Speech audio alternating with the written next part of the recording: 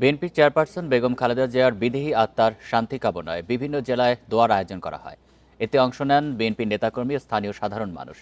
তারা তারেক রহমান ও তার পরিবারের দীর্ঘায়ু কামনা করেন। বরিশালে জুমার নামাজ শেষে নগরীর বিভিন্ন মসজিদে বিশেষ মোনাজাতের আয়োজন করা হয়। তার আপসহীন সংগ্রামের গৌরবগাথা তুলে ধরে বিদেহী আত্মার শান্তির কামনা করেন মুসল্লিরা। রাজশাহী মহানগরী ও জেলার মসজিদগুলোতে মিলাদ ও দোয়া মাহফিল আয়োজিত হয়। অংশ নেন বিএনপির নেতাকর্মী ও সাধারণ মুসল্লিরা।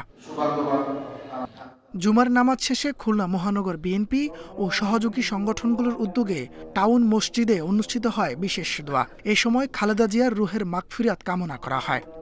জনগণের ভোট নিয়ে, ম্যান্ডেট নিয়েই বাংলাদেশের রাষ্ট্রীয় ক্ষমতায় বিএনপি আসবে এবং তার দেখানোর পথেই বিএনপি তার অসমাপ্ত কাজ করে ইনশাআল্লাহ। বাংলাদেশের জাতীয় নেতৃত্বে এক নম্বরে শীর্ষে অবস্থান করছিলেন, যাকে দলমত নির্বিশেষে ধর্মবর্ণ নির্বিশেষে সকল শ্রেণীর পেশার মানুষ যাকে শ্রদ্ধার সাথে স্মরণ করেছে।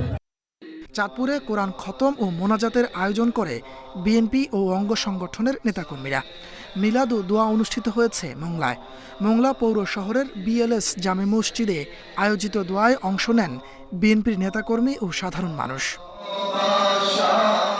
বেগম খালেদা জিয়ার আত্মার মাগফিরাত কামনায় খাগড়াছড়িতে দোয়া ও মিলাদের আয়োজন করে জেলা মহিলা দল। ফেনী, নাটোর সহ বিভিন্ন জেলাতেও দলের পক্ষ থেকে দোয়া মাহফিলের আয়োজন করা হয়।